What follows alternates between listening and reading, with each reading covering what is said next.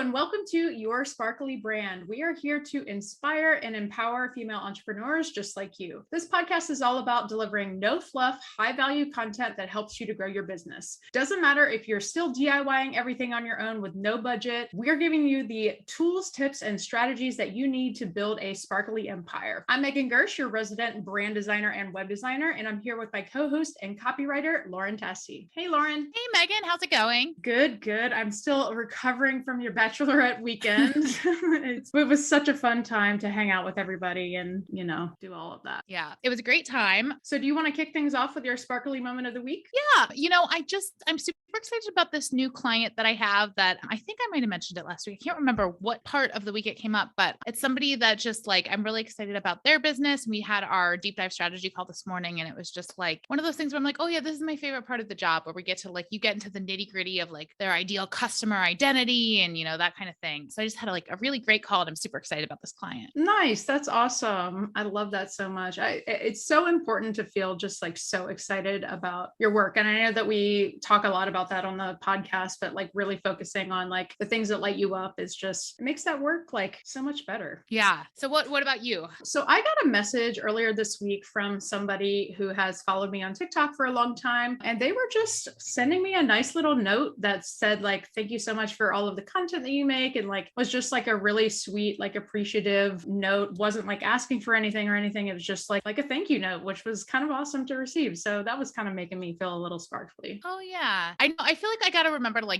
do that more often. We kind of I feel we sit back. You're a little better about engagement on social media, but we just sort of oh, I really like that person. And you just kind of let it fly by. But those little notes and stuff totally make someone stay. Yeah. I mean, especially as a content creator too, it's always it's exciting to hear what other people are excited about, the stuff that you're talking about and stuff like that. And it's really great to get that feedback. Totally. Okay. So today we are talking all about Upwork. So Lauren has made thousands of dollars on the platform and has found some of her dream clients there. She's going to cover some topics in deciding if Upwork is the right platform for you. And also we'll be busting some common myths about the platform as well. She has a 4-step process for getting started on the platform. So let's get into it. I'm so excited to talk about Upwork because I feel it's this, I don't know, the ugly stepsister or something sometimes for freelancers. And there are terrible jobs on there. There are terrible clients on there. There are low paying, completely unreasonable jobs. There's thousands of those, but there's also so much good stuff on there. And so I just kind of want to share my perspective and show why I'm Team Upwork and how to make it work for you. So I also want to say I put together a checklist for how to build your profile. We'll get to that part once we get into how to get started on Upwork, but you can go to the link in the show notes and grab that checklist for how to build your profile the way I suggest. Okay. So my very first freelance writing job was on Upwork. And this was right when I was sort of transitioning in between jobs, trying to figure out what my next move was. I was also building my handmade clothing business at the same time, but it wasn't quite, just trying to figure all things out. So somehow I forget how I figured out what Upwork was and how I ended up there. But my first paying job was writing these BuzzFeed style listicles on there. And I got paid $12 per article, which of course makes me cringe now. But at the time I was just these were the first people that paid me money for my writing. And it was very short content. It was it was all recipes. And it was you'd pick a topic for a recipe and then I'd find 10 recipes to link to on the internet. So it was very, low brain power. It wasn't a whole blog post for $10.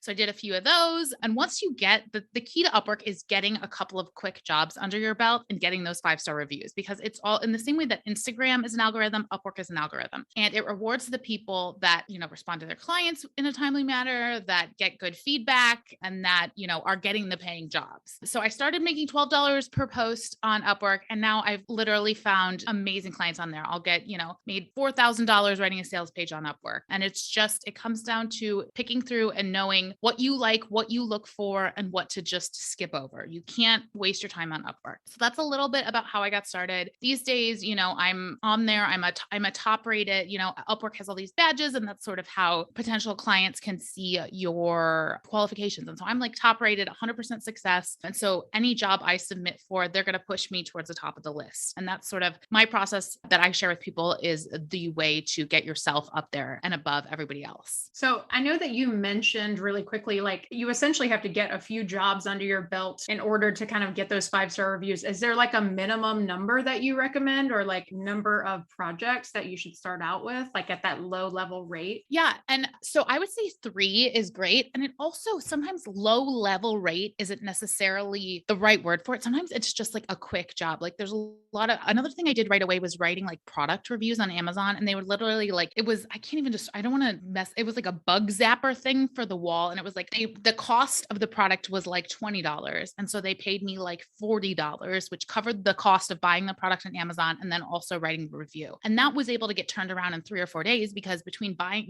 them hiring me, buying the project, me writing the review on Amazon, and then them closing the job on Upwork and leaving me a 5-star review, all of a sudden that's done.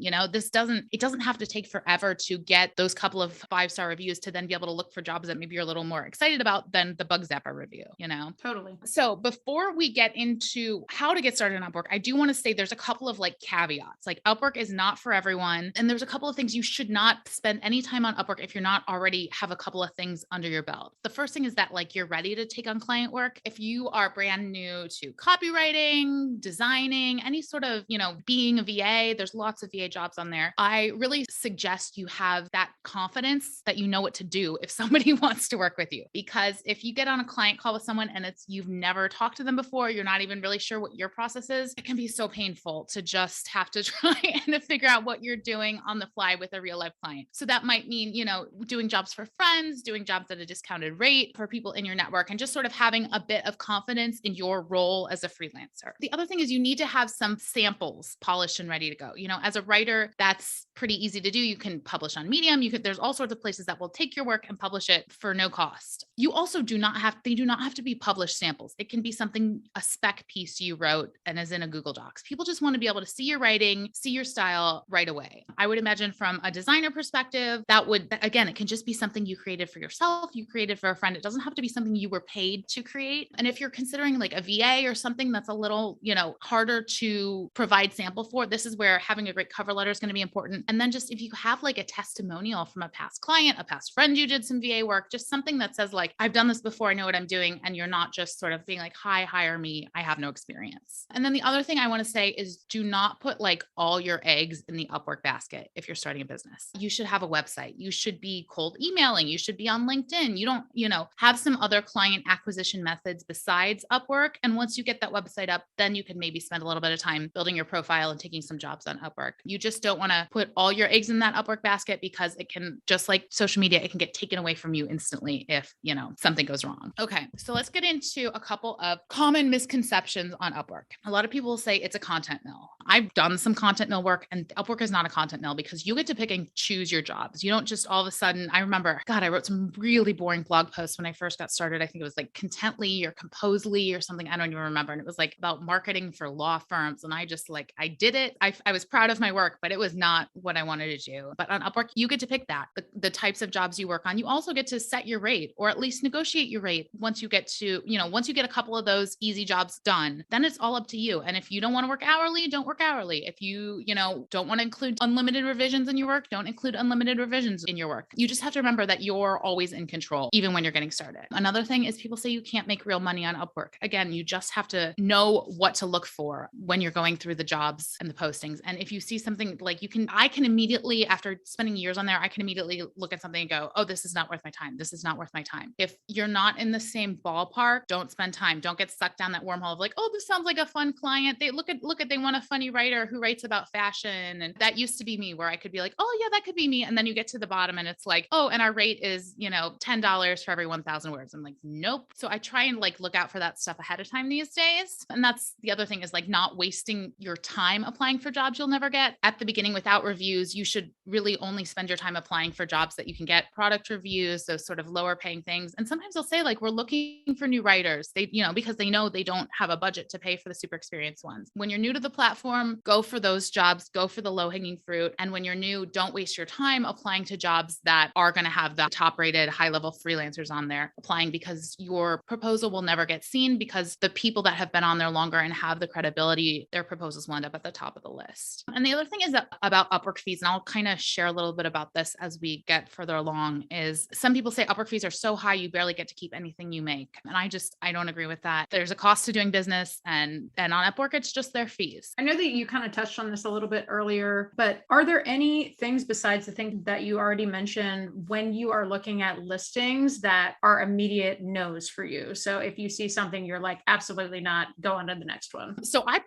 there are some like buzzwords I personally don't really like anytime they're like, we're looking for like a rock star copywriter. I'm just like, I don't know. This is just not what I just feel like that's just like a vibe that is now not what I want to work with. There are other things you can see. So one of the great things about Upwork is clients get reviewed as much as freelancers get reviewed. So when you finish a job with a client, you will also leave them a review. So it's not the first thing I look for, but it's something that as if it passes are we in the same ballpark with pay? Am I still slightly interested in this project? Then I would look at, past client reviews for them. Just because somebody doesn't have client reviews doesn't mean I wouldn't apply to it. There are a lot of great clients on there that might, like business owners that are just like, oh, I need this thing. And they don't have, they're not worried about spending all this time setting up a profile in Upwork the way that a freelancer needs to be. So somebody brand new to Upwork could be an amazing client. They just don't have the reviews yet. So again, it's not a deal breaker, but it's definitely something to look at as you're sort of like trying to quickly make that decision. Is this worth my time or not applying to this post? That totally makes sense. Yeah. Okay. So I'm going to move on to my next point, which I actually kind of already started, is that good clients are using Upwork because it's easy, right? And I hire on Upwork too. I've hired copywriters, I've hired editors. It's so much easier to put out a job post that says, this is exactly what we want.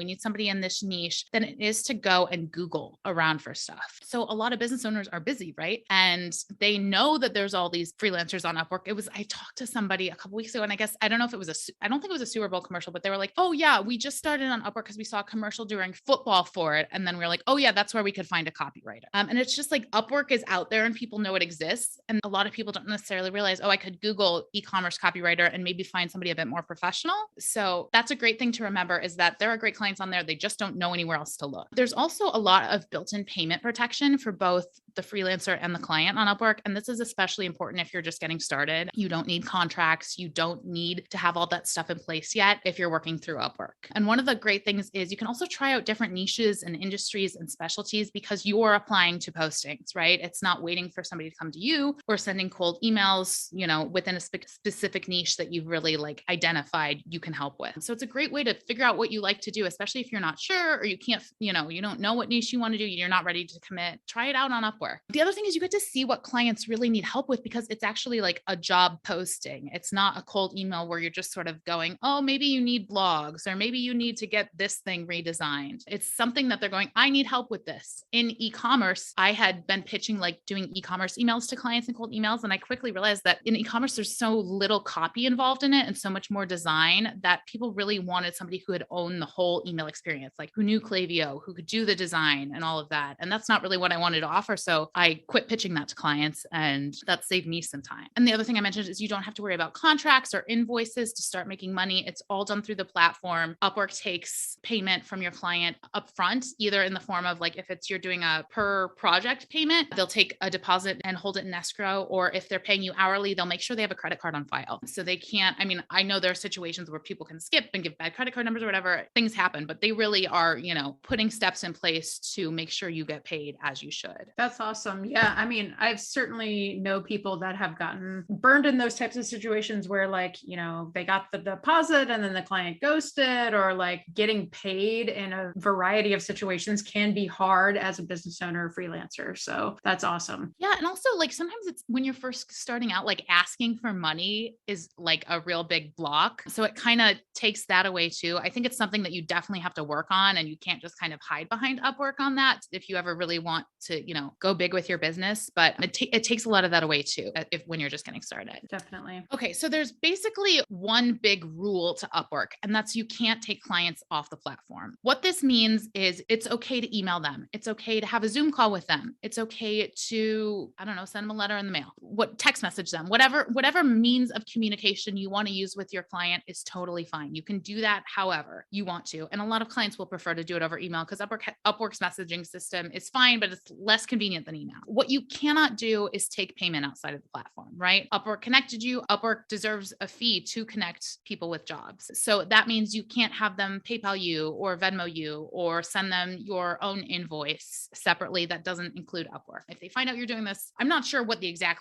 rules are. I've never had to deal with this problem, but I'm assuming you could lose your profile, you could lose the entire business. You are allowed to, after you work with a client for 2 years, they are allowed to request from Upwork to move your relationship off the platform. I don't think there's any fees at that point. I think it's just, we've been clearly you've developed a relationship on your own outside of Upwork and they're not going to charge you anymore. That client has to do that though, not the freelancer. So the next thing I want to talk about is Upwork fees. So Upwork takes 20% of the first $500 you earn with any client. So if your first project is $500, they're going to take $100 of that, which is a lot. But once we move to $500.01, their fee drops down to 10%. When you're just getting started, you're going to have those low paying jobs that are $40, $50. But once you get a couple of those under your belt, I say don't apply to jobs that are that little. My goal is always to look for those clients that in the long run are going to be in the thousands of dollars, where 10% of thousands of dollars is not that much. I think about my business fees, right? Even my invoicing software is going to charge me a minimum of 3% for each credit card transaction fee, plus the,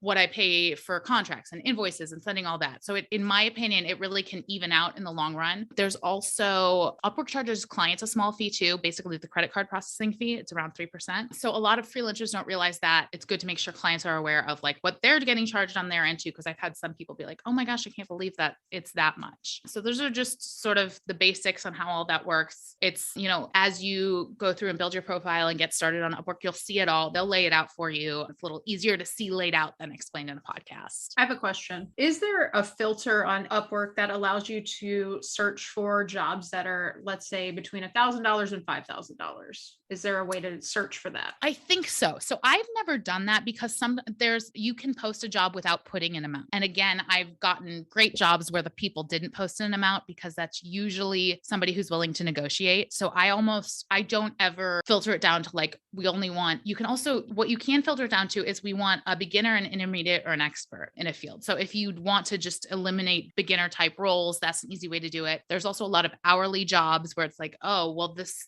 between $10 and $20 per hour. Obviously I wouldn't be interested in that. My opinion on that in terms of hourly is we can always negotiate that, right? I always say in my proposals, I see you're, hiring hourly. In my experience, it's better to work on a fixed fee per rate project, no surprises for either of us. And most people are usually very open to that, especially if you have the confidence of knowing what you're talking about and, not just sort of sitting back and being an employee, but being a business owner. So I had another question too. So when we're talking about the fees and stuff as well, is there a part of the Upwork platform that breaks down all of those fees so that it's clear before you guys get into a contract? Yes. So as you go and you submit a proposal, so a client's going to post a job, right? They need a copywriter. They're going to post a job. Here's the type of copywriter we need. When you go and you submit your proposal, which is how you apply for jobs, Upwork will show you their fees. They actually make it very clear. As long as you're paying attention, there's nothing hidden, no hidden fees on Upwork. They'll go, if you're bidding $100 an hour for this job, they'll go, okay, well, we take 20%. So you'll get $88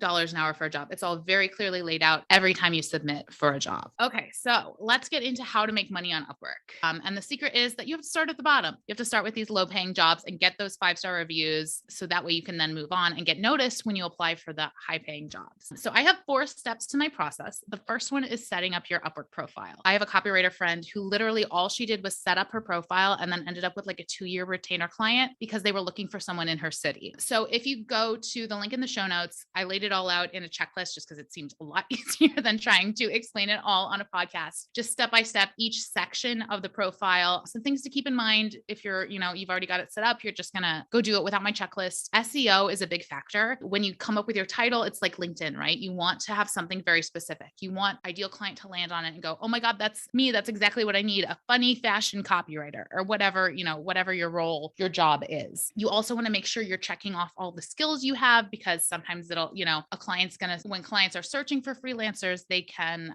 content writing, SEO writing, graphic design, web design, brand strategy, everything you do, make sure it's in there. This is spending time creating a really nice profile will pay off in the long run. Okay. So we did step one. We've got an amazing profile. We filled everything out. We are ready to start searching for jobs. And this is where we want to make sure we're not getting sucked in too much with jobs that sound interesting or funny, but aren't going to pay us or aren't going to be worth our time, or we're never going to get because we are brand new to Upwork. If you're based in the US, there is an option to turn on US only jobs. And I do highly recommend that because in terms of price rate expectations, you want to be competing with other people in the US. You don't want to be competing with other countries that have a lower standard of living where they just don't, you can get amazing service for much less money. And there's a lot of companies that only want to work with people based in the US. So I highly recommend keeping that US only job on. It doesn't mean you will only find US clients. It means that you're only going to see job postings that are looking for US based freelancers. So some things to keep in mind as you're searching. If your gut tells you it's a scam or this person, something's fishy here, just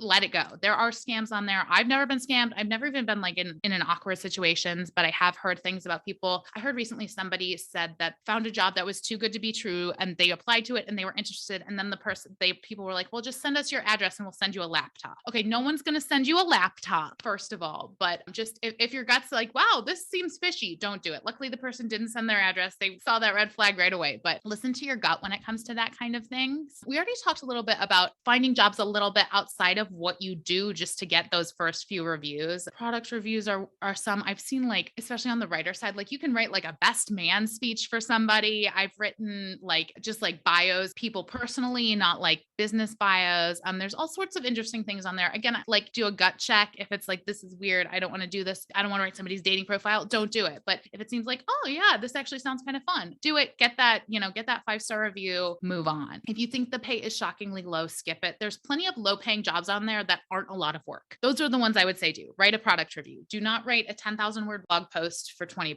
Like that's not worth your time. Don't be afraid to work with an agency. So I have a small agency. I always put in my posts that I have a growing agency. I don't know what, when I was first starting, I didn't understand what an agency was. I think that's what it was. And I was like afraid and I didn't work with them, but they're actually some of the best people to work with because you can learn a lot. You can kind of see their process, how they work. And there's a shorthand in terms of, you don't have to explain why they need great copy or why somebody needs a new logo. They know what they need. They're going to tell you it's going to be a good symbiotic relationship for the most part. You can also see the number of proposals that have been submitted to a job. It's unless you're paying for, there's like an Upwork premium or something. I've never paid. You could try paying for it if you're not getting too far, but you can see a range of proposals and it's like 5 to 10 proposals. And then it's like 20 to 50 proposals. So those 5 to 10 proposals, especially if it's something that's been on there for a couple of days, you have a chance to stand out there. I think the number is like the average person hires on Upwork in 3 days. So things move fast on there. If you see a job that's been sitting there for 7 days, 2 weeks, it might not be worth your time just because of the fact that they may have already hired someone, moved on. It's so easy to post on Upwork that a lot of business people will post a job and then hire somewhere else or do it themselves and kind of forget that job's sitting there. And I don't want you to waste your time doing that if you're applying for jobs. So these are sort of the things you can see right away. And if you find one you like, the next step is to submit a proposal. And it doesn't matter if you're a writer, if you're a designer, if you're a VA, writing a great cover letter is the key to getting attention. And that honestly, and beyond the cover letter, the first 2 sentences are the key to attention. Use the person's name if you can find it in their past reviews. That's like my number one tip. Hey, Lauren stands out so much more than dear sir or madam or whatever. And if you're a copywriter, your proposals need to be like on point because this is what you do. I imagine there's a lot more flexibility with somebody who's not in a writing field. But if you can then harness some of those techniques and you put those in your proposals, they can really stand out and grab attention. So the way that Upwork shows potential employers your proposal is they give you a snippet of 1 or 2 sentences. And so that, hey, their name grabs attention right away. And then repeat something that's in the proposal back to them. Are you looking for a funny fashion copywriter? Are you looking for, I like that opening question. There's a lot more interesting ways to do it, but just, and if they use the term funny or humorous, pick which term they use. Really, we talk about this sometimes in marketing, like use the client's words to show them you understand them. And that's exactly where we want to do this, is just repeat some, not word for word, but use those keywords and use them back to them in the proposal to show you get them and you understand. Use your best writing skills. When you're just getting started, tell them you're brand new. Say, I'm brand new to Upwork, so it's really important to me to deliver high quality work and get those reviews. I'm going to do everything I can to, make you happy or get that, just use this to your advantage, because I think some people try and hide behind that fact, but it's obvious. Like it's just obvious immediately from you don't have stars, or it just says 1 star. Say you're brand new to Upwork and you're willing to do what it takes to make the client happy, and add some personality to your cover letters. Keep it professional, keep it on point, but especially, I read so many dull ones, and you want to make sure it's about helping the client solve their problems and not about what your academic background is, or, how great of a graphic designer you are. Make it about how you can create a brand new logo that's going to get attention on Instagram and boost their sales. Sometimes we forget that when we're doing cover letters versus sending cold emails or something. A lot of the same tactics you might be using cold messaging or sending messages on LinkedIn are going to apply there too. Keep your cover letter free from fluff. Short is better than long. Stick to the points, and end your cover letter with a call to action. Hey, can we talk on Thursday? Or go here to check out my writing samples. And I recommend including between 1 and 3 links to writing samples, not downloads, just because it's easier on the client end to click a link versus download something on their computer. So that's submitting for proposals. I had a question there. So yeah, when you are putting together your proposal, is it appropriate on Upwork to say, like, if you are prompting them at the end to like book a call with you or something like that, can you drive them off of Upwork, or is that a no-no? So I would not at that point have them book a call through your website, just because you don't have gauged their temperature for that yet. I would keep the conversation on the platform. I also have very recently seen Upwork adding a scheduling feature. Like I had a client send me their scheduler through Upwork. So I think they're actually implementing that if it's not out for everyone already. But that's more about not asking the client to like go do something they might feel weird about. Cause I've thought about this too, like just having like being able to sort of get them into your system that way. But I just really try and make it more of a back and forth conversation, because that's probably going to be the next step anyway, is them messaging you, either a question about your work, a question about what you do, or a question about setting up your call. So, hey, I'm open on Wednesday afternoon and Friday morning. What's a good time that works for you? That's generally how I do it, just because I'm also only applying to jobs that will require a phone call of sorts. If you're doing some of these like starter jobs with the product review, you probably aren't going to need to hop on a call. Your call to action could be something as simple as like, send me a message back and let me know when you're ready to get started, or something like that. If it's not, you don't need, not all of these beginner jobs will require an actual phone call. Awesome. Okay. So you've sent in proposals and now somebody actually got back to you. So they're going to reach out. We already kind of got to this. They're going to message you back through Upwork, and a smaller skill job, they might just like message you back and ask a quick question or two and then hire you. And you want to make sure that you don't start working until you actually get like a contract started notification through Upwork, just because you don't want to do any work before that money in escrow or that the credit card payment's been verified. And now you just do your thing, right? You do what you're good at. My advice is to do things faster than you said you would. Do whatever you can to make the client happy. And when you go to deliver the work, again, sort of say that I'm brand new to Upwork. 5-star reviews are so important to me. It's kind of like when you get out of an Uber and you're like 5-star review, and they're like 5-star review. Kind of have that situation, remind them in your brain that, you really enjoyed work with them and it means so much to you. And if there's anything else I can do that doesn't make this a 5-star review, let me know. Just really kind of go above and beyond when it comes to the delivery with those new clients, to make sure, because you may need to remind them to leave a review, and also that if there's anything they weren't satisfied with, now is the time for them to say something so you can get that 5-star review. And that's it. So do that 2, 3, 4 times. And then once you have 3-ish 5-star reviews under your belt, start going after those bigger paying jobs. The ones, I think like stepping up the ladder is the way to go. Don't go after like the biggest job on Upwork right away. The more you can get under your belt, the more reviews you have, the better. But after a couple of those low paying jobs, then you can kind of quit the starter jobs and go after the things that you get excited about. That makes sense. So I have 2 kind of follow-up questions to this entire thing. So how often are you looking at Upwork? So like, is it once a week? Is it once a month? Like how often? So depending on whether I'm in like overwork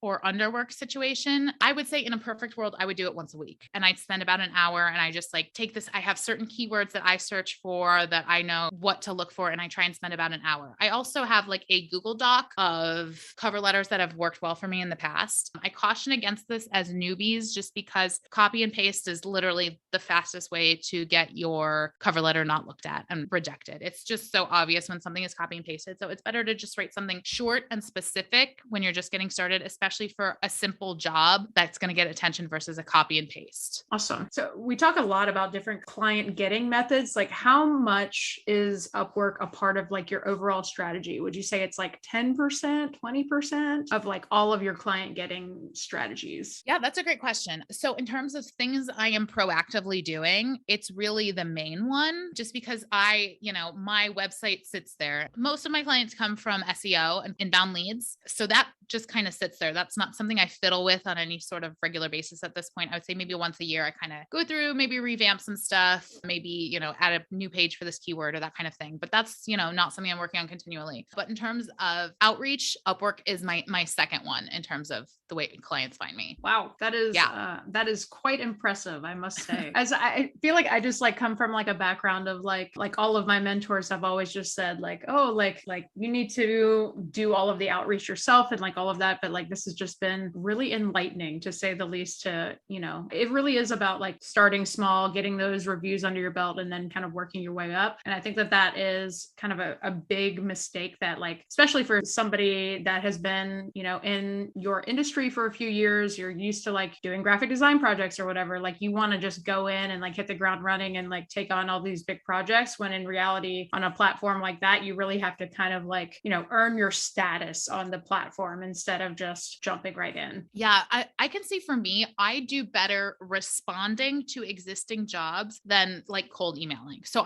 when I was getting started, I tried all the things. I did cold emailing. I did LinkedIn. I found some good people in Facebook groups. I don't really spend that much time there anymore, but I'm sure if I wanted to, I could get back into that. So I tried a lot of other things before. And to me, responding to job posts is really helpful. Just because I can go, oh, that's what you need help with. And maybe you can't even speak the way you need help with it because you need a writer. So it's just very easy to sort of see the client's perspective from that. And like I've said, two of my most favorite clients ever, I found on Upwork. And it's just, they're like both women-owned businesses, and they just like didn't know where else to go to look for copywriters. And then they find me and they're like, oh yeah, we vibe. This is our thing. And I still work with both of them over a year later. So awesome. Yeah. So that's my process. If you want to grab that profile building checklist, I'll put the link in the show notes. I'd love to hear, like, send us an email, hello@yoursparklybrand, or you can send me a DM on social media. I'd love to hear like any of our listeners' perspectives, or if you try this, like, I want to know how it goes. I've shared this with a copywriter group and recently been getting some success, and it's actually super fun to hear that. It's like, oh, you followed my method and it's working for you too. So, if you go out and you try this, definitely let me know how it goes. Sounds like the makings of a new course for you, Lauren. It could be a passive income product. Something I'm thinking about. All right. Well, that is it for us for today. So if there is a topic that you would like to hear us talk about in an upcoming episode, please shoot us an email at hello@yoursparklybrand.com. And if you're a business owner that would like to join us here on the podcast, sometimes we do interviews with inspirational women, let us know. Thank you so much for listening. And until next time, stay sparkly.